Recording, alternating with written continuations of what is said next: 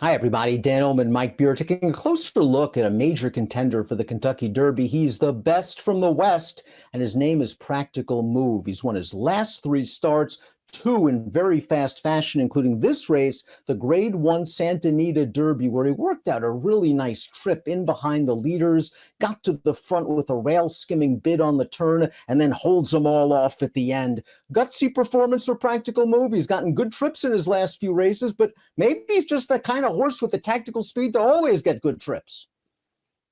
Yeah, well, that's certainly been his calling card so far. He does get good trips in his races, Dan. I mean, obviously you can't count on that when you start talking about a 20-horse field in the Derby. But man, he's very, very handy. Seems like he just puts himself right where he wants to be early in his races. And listen, he's a practical joke. So I think that's going to hold some people back as far as more distance is concerned in Kentucky. But since this horse is stretched out in distance, I realized that he broke his maiden via disqualification. He's 4 for 4 since they stretched him out.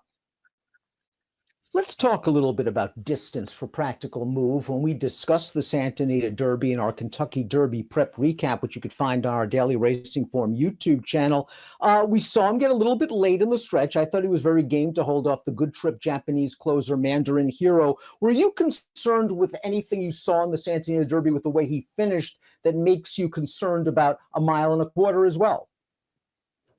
No, I'm not going to look at him that way. I mean, obviously, when you go back and watch that Santa Anita Derby last time, I thought he dug in really gamely. It also kind of felt like maybe one more jump past the wire and he's beaten that race. So I think it's at least something you have to concern yourself with, because he certainly sat a really good trip in that race and had the jump on the horse that almost nailed him at the wire. But I still liked the performance he put in. And I don't want to just judge his distance capabilities off of one start. I realized that was the longest race he ever ran, and he almost got beat.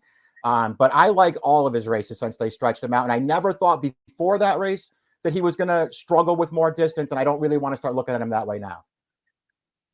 In Forte's Kentucky Derby Contender profile video, we talked about speed figures. And while Forte has won both of his starts this year, his numbers have regressed since last year's breakout effort in the Breeders' Cup Juvenile. Practical Move, on the other hand, is going to go into the Derby as the only horse in the race with two triple-digit Beyer speed figures on his form. Quite simply, he's one of the fastest horses in this race. I know you're not all about figures, but you got to respect that, especially for a horse that likely will not be the morning line favorite.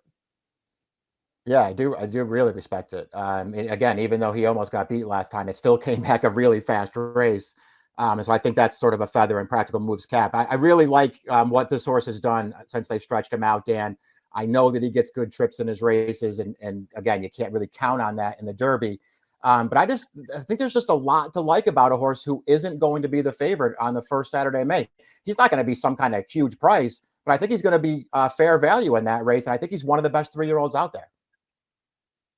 I was just going to ask, any weaknesses that you see in Practical Move? And maybe I was going to say, perhaps you're not keen on the horses he was facing out there in Southern California. The Los Alamitos Futurity did not turn out to be a very key race. The San Felipe, maybe Go Rocket Ride is very good, but he went into that race as a debut winner, making only his second lifetime start. And he beat the Japanese horse, Mandarin Hero, that a lot of folks didn't give a chance to, by a scant nose in the Santa Anita Derby.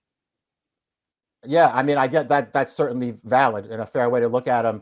I guess the counter to that would be, I mean, how much tougher does the race get? I know you're getting all the top 3-year-olds from all the different parts of the country, Dan, but it's not like we're talking about a stellar crop of 3-year-olds here. I think there are some good horses out there, and I think Practical Move is one of the better horses in that crop. I think he fits right in. Of course, the Derby is going to be tougher. It's supposed to be tougher. Ramon Vasquez has been aboard for the last 3 victories for Practical Move. Tim Yakteen is the trainer. Practical Move, never off the board from 7 lifetime starts, has won 3 graded stakes races in a row around 2 turns, has shown heart and versatility and tactical speed, and has run fast races. You can't really ask for anything more from a Kentucky Derby contender.